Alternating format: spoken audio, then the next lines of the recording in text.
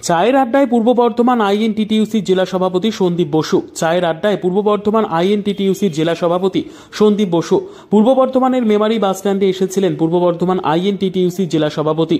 সেখানে বিভিন্ন শ্রমিক সংগঠনের সঙ্গে কথা বললেন তিনি। সরকারি বিভিন্ন প্রকল্পের সুযোগ সুবিধা সবাই পাচ্ছে কিনা সেই সব বিষয় খতিয়ে দেখলেন। যে সমস্ত বাস ট্রেকারে কর্মরত শ্রমিকরা সরকারি সুযোগ সুবিধা থেকে বঞ্চিত, তাদের কি করতে হবে সেই সমস্ত বিষয়ে আলোচনা করলেন। প্রত্যেককে আশ্বস্ত করলেন সকলের বিপদে আপদে সকলের পাশে রয়েছে তৃণমূল কংগ্রেস। আজকে কি করলেন এখানে? কিছুই না, এখানে একটা প্রোগ্রামে এসেছিলাম, এসে প্রোগ্রামটা আপাতত শেষ হলো, একটা প্রোগ্রাম শেষ হলো, দিয়ে ভাবলাম যে এলাকায় একটুখানি ঘুরি। এখানে তো প্রচুর আমাদের শ্রমিক ভাইরা আছে, এই খোঁজ নিই কে কীরকম আছে, আর হচ্ছে গিয়ে সামাজিক সুরক্ষার আওতায় সবাই নিজেকে নিযুক্ত করেছে কিনা। তাই চায়ের দোকানে এসে একটু বসলাম।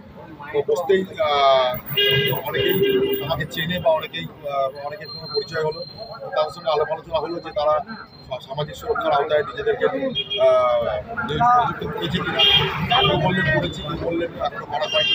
তাদেরকে বললাম যে সামাজিক সুরক্ষা প্রকল্পে কী কী সুবিধা আমাদের বাংলার মানবিক মমতা বন্দ্যোপাধ্যায় কী কী সুবিধা দিচ্ছেন, কীভাবে সামাজিক সুরক্ষা মানুষের কাজে লাগবে। আরও যে সমস্ত আমাদের পশ্চিমবঙ্গ সরকারের যে জনমুখী প্রকল্প, যা গোটা ভারতবর্ষ তথা বিশ্বের মধ্যে দৃষ্টান্তমূলক একটা বিষয়, সে তাতে তারা ঠিকঠাক পাচ্ছে কিনা এই খোঁজখবর নিলাম। একটু আলোচনা করলাম, একটু সবাই মিলে একসাথে চা খেলাম। আবার তাদের মধ্যে কিছুজন ছিলেন ড্রাইভার, তাদের সঙ্গে কথা বললাম, তাদেরকে আমাদের ইউনিয়নের সঙ্গে যুক্ত করার জন্য তাদের সঙ্গে আলোচনা করলাম।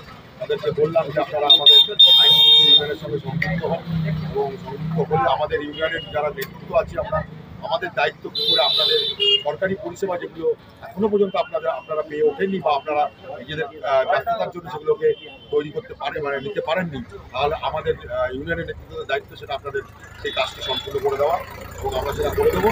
আপনারা আসুন আমাদের ইউনিয়নের সঙ্গে যুক্ত হন। এই আলোচনা হচ্ছিল, এই কথাবার্তা হচ্ছিল, এটাই ঠিক আছে।